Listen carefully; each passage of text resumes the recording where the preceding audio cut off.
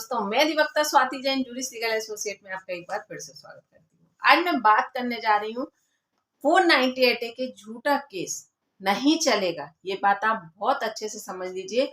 इस हफ्ते में मैंने आपको कई ऐसे जजमेंट दिए हैं और ये भी इसी बात को प्रूव कर रहा है कि अगर महिला इस धारा का दुरुपयोग करती चली आ रही है तो अब उसकी मनमानी नहीं चलेगी।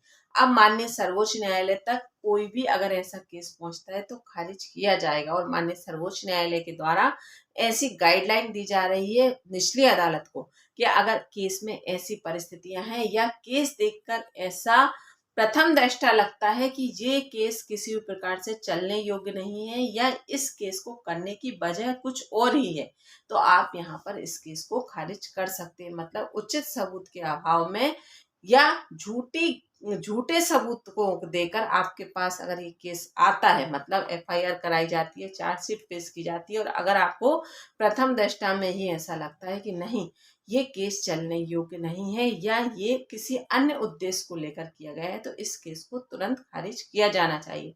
और अगर आप विफल हो भी जाते हैं और अगर यहाँ पर आप माननीय सर्वोच्च न्यायालय का दरवाजा खटखटाते हैं तो आपको रिलीफ 101% मिलेगा।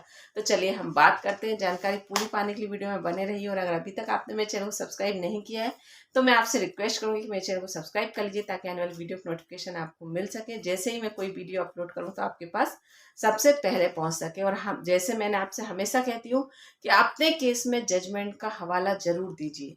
अगर आप जजमेंट का हवाला देते हैं, मतलब कोई भी पुराने केस का हवाला देते हैं, तो आपको रिलीफ इजीली मिलेगा। और इसमें भी कम से कम 3-4 केसों का हवाला दिया गया है तो यहाँ पर रिलीफ इजीली मिला है। और केस की पूरी जानकारी मैं आपको स्क्रीन पर दे दूंगी, आप जाकर सर्च कर पढ़ सकते हैं ताकि आपको अगर आपके केस की कंडीशन ऐसी है तो आप इसको उपयोग कर सकें। तो देखिए, मैं जिन केसेस का हवाला इसमें दिया गया है वो केसेस हैं जयदीप सिंह, प्रवीण सिंह चावड़ा, प्रीति गुप्ता, अजीब गुप्ता, भजनलाल द्वार, लक्ष्मी नारायण और बनाम तेलंगाना राज।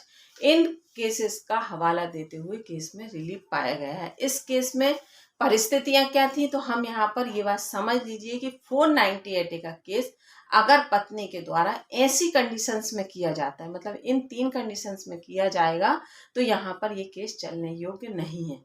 पहली कंडीशन, अगर पत्नी अपना गर्भपात बिना पति की सहमति के या बिना पति की अनुमति के या बिना पति से डिस्कस किए करा लेती है, तो यहाँ पर उसके बाद अगर पत्नी 498 का केस करती है तो यहाँ पर वो केस चलने योग्य नहीं होगा। स्थिति क्लियर है। अगर पत्नी पति को बताती ही नहीं है, यहाँ पति अपनी खुशी में ही खुश है कि मैं पिता बनने वाला हूँ, और यहाँ पत्नी जाकर अगर गर्भपात करा लेती है तो यहाँ पत्नी के साथ क्रूरता नहीं हो रही, यहाँ पति के साथ क्रूरता हो रही है। मतलब यहाँ तो केस ही उल्टा हो जाता है। तो यहाँ पर उसके बाद अगर पत्नी के द्वारा 498 का केस किया जाता है तो वह किसी भी प्रकार से मान्य नहीं होगा। दूसरी कंडीशन, यहाँ पर पत्नी बिना बताए चली गई, पति यहाँ पर प्रयास ये कर रहा है कि अगर चली भी गई तो वापस आ जाए, वह पंचायत का सहारा ले रहा है, फ्रेंड सर्कल का, रिलेटिव्स का, या किसी भी लीगल तरीके से पत्नी तक पहुंचने का प्रयास भी कर रहा है, और उसके बाद पत्नी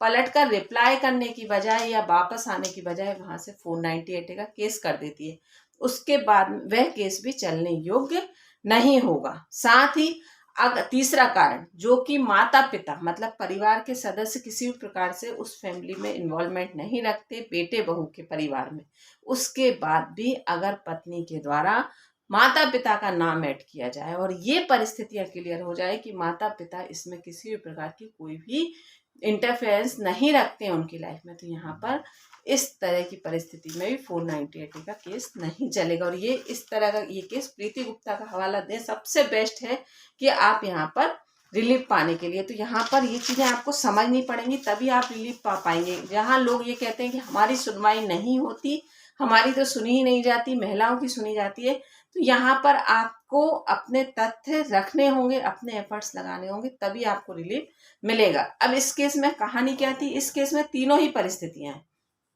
जहां पत्नी अपनी मर्जी से अलग भी रह रही है, मतलब पति के साथ तो रह रही है लेकिन अलग रह रही है, उसके साथ ही पति के माता पिता का किसी प्रकार का कोई इन्वॉल्वमेंट नहीं है, साथ ही पत्नी यहाँ पर अपनी मर्जी से गर्भपात भी करा लेती है, और साथ ही गर्भपात का आरोप पति और उसके माता पिता के ऊपर लगाया जाता है, और यहाँ पर ये केस जो माननीय सर्वोच्च न्यायालय में लगाया गया है वो भी पति के माता पिता के द्वारा लगाया गया है। मतलब यहाँ पर पति के माता पिता पहले हाई कोर्ट जाते हैं केस क्वेश कराने के लिए, लेकिन वहां पर उनकी नहीं सुनी जाती। सीआरपीसी 482 का सहारा लेकर वो प्रयास यही करते हैं कि हम अपने तथ्यों को रखकर केस में रिलीफ पाए, लेकिन हाईकोर्ट के द्वारा उनको नहीं सुना जाता है या ये कह दिया जाता है कि ये केस सुनने योग्य नहीं है या हम इसमें किसी भी प्रकार की कोई भी कार्यवाही नहीं कर सकते। तब माता पिता के द्वारा माननीय सर्वोच्च न्यायालय में अपील लगाई जाती है। और इस केस की कंडीशंस क्या है, जहां पर पत्नी के द्वारा ये आरोप लगाया जाता है कि मेरे विवाह के बाद मुझे, मतलब यहाँ पर विवाह होता है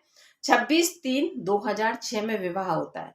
उसके बाद महिला के द्वारा, मतलब पत्नी के द्वारा 2 बेटियों को जन्म दिया जाता है। और पत्नी का यहाँ कहना होता है कि पिता, माता और पति के द्वारा मुझे बार बार ये कहकर उड़ाना दिया जाता है, मतलब क्रूरता की जाती है शारीरिक तौर पर, मानसिक तौर पर, कि विवाह के बाद सिर्फ बेटियों को ही जन्म दे रही है। मतलब बेटे की इच्छा हो, माता पिता की या पति की बेटे की इच्छा थी, लेकिन मैं सिर्फ बेटियों को ही जन्म दे रही हूँ, ये कहकर पत्नी के द्वारा शिकायत दर्ज कराई जाती है कि मुझे इस तरह से शारीरिक और मानसिक क्रूरता मेरे साथ की जाती है। 28/11/2016 पति के साथ ये यहाँ पर पत्नी 2006 में विवाह होकर आती है, 2018 से अलग रहने लगती है।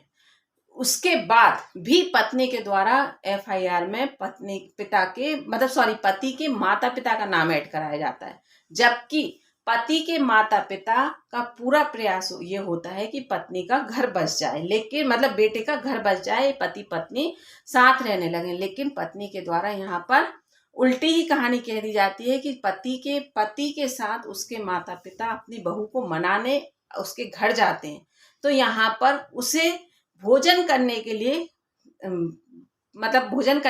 कहते हैं कि भोजन कर लो।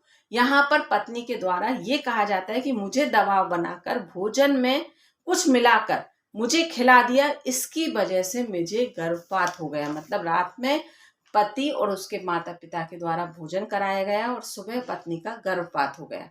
ये कहकर पत्नी के द्वारा एलिगेशंस लगाए जाते हैं, आरोप लगाए जाते हैं और शिकायत दर्ज की जाती है 498 312 313 आईपीसी के तहत। मतलब 312 और 313 आईपीसी गर्भपात कराने के लिए, मतलब सास ससुर के द्वारा गर्भपात कराया गया और मुझे दबाव बनाकर बने हुए भोजन में कुछ ऐसा मिलाकर खिलाया गया जिससे मेरा गर्भपात हो जाए। और यहाँ पर ये स्थिति क्लियर समझ लीजिए कि 2018 से पत्नी अलग भी रह रही थी, उसके बाद भी पत्नी के द्वारा सास ससुर पर इस तरह के आरोप लगाए गए। जब न्यायालय में अधिवक्ता साथी के द्वारा उस डॉक्टर को एज अ विटनेस न्यायालय में बुलाया गया, मतलब डॉक्टर की गवाही देने के लिए बुलाया गया, तब सारी परिस्थितियां क्लियर हुई और ये कहानी ही अलग निकली कि पत्नी के द्वारा एबॉर्शन कराने के लिए, मतलब बच्चा गिराने के लिए एक किसी दवाई का उपयोग किया गया था, किसी किट का उपयोग किया गया था। मतलब आप जब ये केस की डिटेल पढ़ेंगे तो आप उसमें ये चीज़ें समझ पाएंगे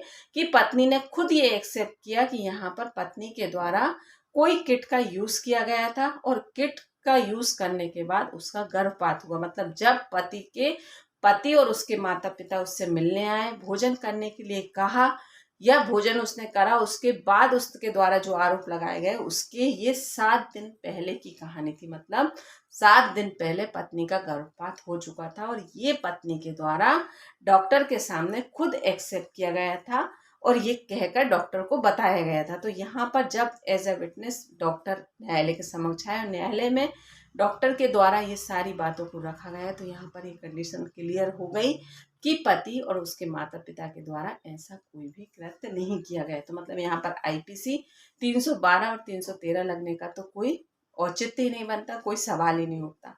साथ ही 2018 से पत्नी अलग रह रही थी, तो जो माता पिता के ऊपर एलिगेशंस लगाए थे वो भी नहीं बनते। अब बात आती है क्रूरता। तो यहाँ पर क्रूरता को डिफाइन किया गया है कि क्रूरता ये नहीं है। क्रूरता क्या है? तो यहाँ पर क्रूरता को ये कहा गया है कि अगर आपको कोई आत्महत्या करने के लिए मजबूर कर दे, मतलब पत्नी के द्वारा 498A लगाया जाता है और पत्नी के द्वारा अगर ये इस तरह के एविडेंसेस दिए जाएं कि जहां पर पति या उसके परिवार वालों के द्वारा शारीरिक या मानसिक क्रूरता जिसे हम कहते हैं, वो शारीरिक या मानसिक क्रूरता कुछ इस प्रकार से होना चाहिए कि जहां पत्नी को आत्मघात करने के लिए, आत्महत्या करने के लिए, अपने शरीर पर चोट पहुंचाने के लिए या परिवार के सदस्यों के द्वारा चोट पहुंचाई जाए, इस तरह का कोई भी कृत्य किया जाएगा तो उसे क्रूरता की श्रेणी में रखा जाएगा। ऐसा नहीं है कि आप उठे और आपने अपनी मर्जी से कह दिया कि शारीरिक क्रूरता और मानसिक क्रूरता की जा रही है।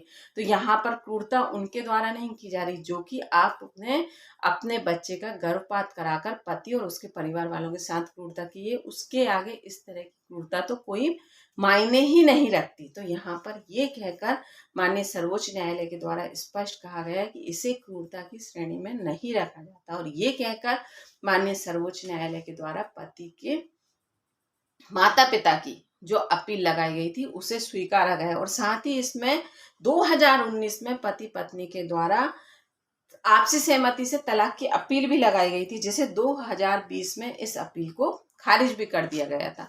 तो मतलब यहाँ पर आपके कह देने भर से कि मेरे साथ क्रूरता हो रही है, मेरे साथ सास ससुर ऐसा कर रहे हैं या हमारे साथ शारीरिक या मानसिक क्रूरता की जा रही है, जहाँ आप सास ससुर साथ नहीं रह रहे, जहाँ पति साथ नहीं रह रहा, जहाँ पर अगर जनरली फैमिली में ये इच्छा जताई जाती है कि बेटा होना चाहिए, तो उसका उद्देश्य ये नहीं होता कि यहाँ पर आपके साथ क्रूरता की जा रही है। एक फैमिली कंप्लीट होना भी मोटिव हो सकता है। इस तरह की बातें माननीय सर्वोच्च न्यायालय के द्वारा टिप्पणी करते हुए कहा गया कि इस तरह की बातों को क्रूरता की श्रेणी में नहीं रखा जाता, जो कि महिलाओं के द्वारा आजकल इस बात का बहुत ज़्यादा दुरुपयोग किया जा रहा है कि बात बात में ये कह देना कि हमारे साथ शारीरिक और मानसिक क्रूरता की जा रही है। तो यहाँ पर शारीरिक और मानसिक क्रूरता को किस प्रकार से डिफाइन किया गया है, पहले आपको ये बात समझने की बहुत ज़्यादा आवश्यकता है। ये कहते हुए माननीय सर्वोच्च न्यायालय के द्वारा पति के माता पिता की अपील को खारिज किया गया और पति और पति के परिवार वालों को रिलीफ दिया गया और कहा गया कि अगर ऐसी कोई भी परिस्थितियां केस में दिखती हैं तो निचली अदालत के द्वारा वहीं पर खारिज कर दिया जाना चाहिए। मतलब यहाँ पर ना ही निचली अदालत का कोई भी जजमेंट अब मान्य होगा, ना ही अब कोई उच्च अदालत का कोई उच्च न्यायालय का भी कोई जजमेंट मायने नहीं रखेगा। अब यहाँ पर ये सर्वोपरि होगा। और ये तो आप बहुत अच्छे से समझते हैं कि यहाँ पर महिलाओं के द्वारा जो बार बार कृत्य किए जा रहे हैं वो अब कहीं ना कहीं जो महिलाएं गलत कर रही हैं, सही हैं, वो भी महिलाएं इस गलत की कैटेगरी में आ जा रही हैं। तो यहाँ पर अगर वास्तव में आप सच में सोचते हैं कि हमें न्याय मिलना चाहिए तो हमें एफर्ट्स उस प्रकार से लगाना चाहिए। और यहाँ पर जो व्यक्ति थक हार कर बैठ जाते हैं, अगर इस केस को जहाँ पर उनकी 482 की सीआरपीसी 482 की अपील को खारिज किया गया था और माता पिता वहीं पर थक कर बैठ जाते और माननीय सर्वोच्च न्यायालय नहीं जाते, तो इस केस में रिलीफ मिल पाना संभव नहीं था। अगर एफर्ट्स आप नहीं लगाएंगे तो रिलीफ भी आपको नहीं मिलेगा। मैं बार बार यही कहती हूँ कि अगर प्रयास करेंगे तो सफलता मिलना तय है। जानकारी अच्छी लगी हो तो एक बार मुझे कमेंट बॉक्स में कमेंट कर जरूर बताइएगा। केस नंबर, केस की पूरी डिटेल मैं आपको स्क्रीन पर दे दूंगी, आप जाकर सर्च कर सकते हैं और अपने केस में इसे यूज़ कर सकते हैं। धन्यवाद।